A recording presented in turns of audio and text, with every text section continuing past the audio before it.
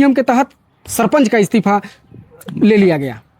नहीं, इस्तीफा तो मजबूरन दिया जा रहा है। तंग होके प्रशासन के निंदनीय कार्रवाई या दोषपूर्ण कार्रवाई से प्रताड़ित होकर, क्षुब्ध होकर इनके द्वारा इस्तीफा दिया जा रहा है। इनका जैसे मेरे से चर्चा की है और चर्चा के दौरान इनके द्वारा कहा गया, बताया गया कि सरपंच चूंकि गांव के और ग्राम सभा के मुखिया होती है, गांव की बात को पत्र व्यवहार करके कि हम लोग के जो भू अधिग्रहण की जो कार्यवाही चल रही है, जो संवैधानिक व्यवस्था है उसके तहत भू अधिग्रहण कार्यवाही की जाए, हमें सुनवाई का मौका दिया जाए, हम भी अपनी बात रखें। लेकिन कहीं न कहीं पर्दे के पीछे बिना कानूनी जानकारी के अनुविभागीय अधिकारी महोदय के द्वारा स्वप्रेरणा में एक आवेदन पत्र स्वतः संज्ञान ली, जबकि धारा 40 या पंचायत राज अधिनियम में स्वतः संज्ञान की कोई प्रावधान नहीं है, विधिक कोई प्रावधान नहीं है।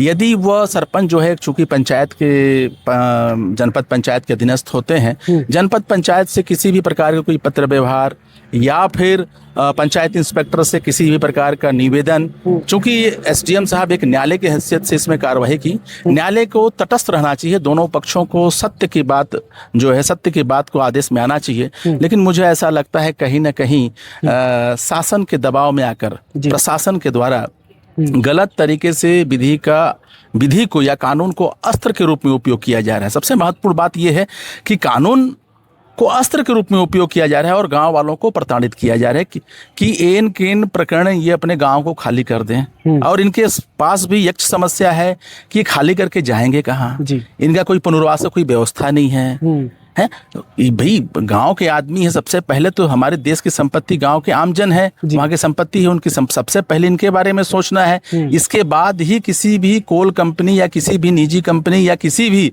एसीसीएल के बारे में सोचना है। सबसे महत्वपूर्ण बात है कि एसडीएम साहब या कलेक्टर साहब इसमें मध्यस्थता की भूमिका में होना चाहिए, जैसा संवैधानिक व्यवस्था है वो बीच की व्यवस्था में और तटस्थ भूमिका में होना चाहिए। वो कहीं ना कहीं तटस्थ नहीं है, वो एक तरफा जो है, जो भू अधिग्रहण या जो एसीसीएल कंपनी है या कोई निजी कंपनी है, उनके तरफ जो है झुक के उनका काम कर रही हैं।